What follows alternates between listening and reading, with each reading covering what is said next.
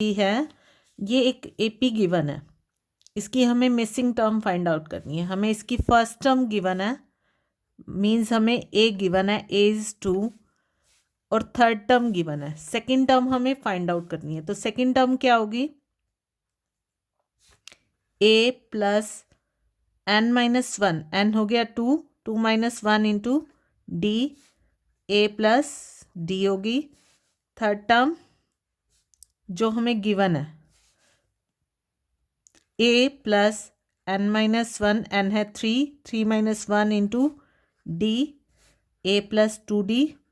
अब A की value हमारे पास यहाँ पे है 2, 2 प्लस 2D, इसकी वैल्यू है हमारे पास 26। 2 plus 2D is equal to 26। 2 को राइट हैंड में ले जाएंगे, 2D इज इक्वल टू 24। यहाँ से D की वैल्यू आ गई 24/2, 12। अब ये वैल्यू हम इसमें पुट कर देते हैं। A की वैल्यू भी है हमारे पास और D की भी। A की वैल्यू 2 और D की वैल्यू 12, तो हमारी सेकेंड टर्म हो गई 14। तो इस बॉक्स में 14 आएगा। सेकेंड पार्ट है,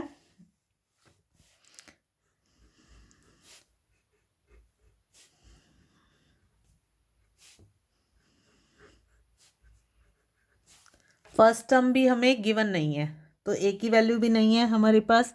सेकेंड टर्म है हमारे पास, तो second term A plus n-1 into D, A plus D, इसकी वैल्यू है 13। और हमारे पास फिर है फोर्थ टर्म, ये first second third fourth term, A plus n-1 into D, A plus 3D, इसकी वैल्यू है 3। अब यहाँ से हम A की वैल्यू फाइंड आउट कर लेते हैं। 13 माइनस D हो गई, D को राइट हैंड साइड में ले गए, तो A की वैल्यू आ गई 13 माइनस D। इस वैल्यू को हम इस इक्वेशन में पुट कर देते हैं। A plus 3D is equal to 3 है, A की वैल्यू आ गई 13 minus D plus 3D is equal to 3। 13 plus 2D is equal to 3, 2D is equal to 3 minus 13 minus 10। D की वैल्यू हमारे पास आई -10/2 -5। अब इस वैल्यू को अगर हम इस इक्वेशन में पुट करें तो हमारे पास आ जाएगी A की value 13 minus -5, 13 plus 5 is equal to 18। तो फर्स्ट टर्म हमारी हो गई 18, सेकेंड टर्म 13, और हमें थर्ड फाइंड आउट करनी है।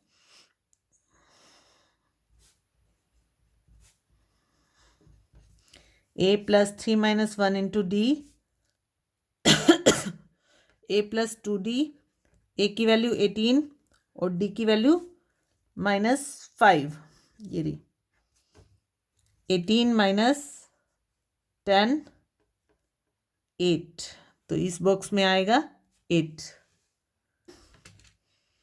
A इज 5 और फोर्थ टर्म गिवन है, तो fourth term A plus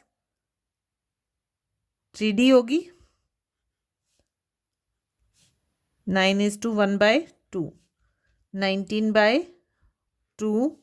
A की वैल्यू इसमें प्लेस कर दें, 5 plus 3D is equal to 19/2, 3D is equal to 19/2 minus 5।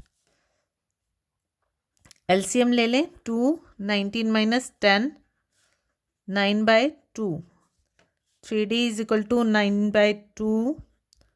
यहाँ से D की वैल्यू आ जाएगी 9/2 और 3 यहाँ से डिवाइड में ले गए, 3/2। D की वैल्यू आ गई 3/2। A भी है, D भी है। अब सेकेंड और थर्ड टर्म फाइंड आउट करनी है। Second term A plus n-1 into D, A plus D, A है 5 और D है 3/2, 2 LCM 10 plus 3 13/2. Now third term a plus 3 minus 1 into d, a plus 2d, 5 plus 2 multiply 3/2, 5 plus 3 8. तो ये term हो गई 13/2 and this one is 8.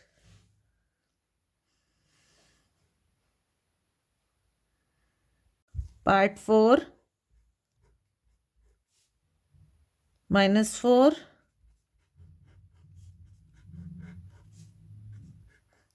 इसमें हमें 4 terms find out करनी है. 6 तो a है हमारे पास -4 और यहाँ पे ये first term, second, third, fourth, fifth, 6 term है. तो 6 टर्म क्या होती है? a प्लस n-1, n है 6, 6 - 1 into d, a plus 5d. a की वैल्यू है हमारे पास -4 plus 5d is equal to 6. तो यहाँ से -4 को अगर हम राइट हैंड साइड में ले जाएं तो 5d is equal to 6 plus 4 10, 5d is equal to 10 और d is equal to 10/5 2. d की वैल्यू आ गई. अब हमें सेकेंड टर्म फाइंड आउट करनी है. तो सेकेंड टर्म है a plus n-1 into D, a plus D. a है -4 और d है 2. तो -2 आ गई. यहाँ पे आ जाएगा -2. नाउ नेक्स्ट टर्म हम बार बार ऐसे करके भी फाइंड आउट कर सकते हैं और हर बार d को ऐड भी कर दें. तो थर्ड टर्म फाइंड आउट करनी है तो सेकंड टर्म में d प्लस कर दो. d हमारा आया 2 तो ये हो गई 0. Next fourth term find out करनी है तो थर्ड टर्म में d प्लस कर दो 2. अब फिफ्थ टर्म फाइंड आउट करनी है तो फोर्थ टर्म में d प्लस कर दो 4. तो ये हो गई हमारी AP.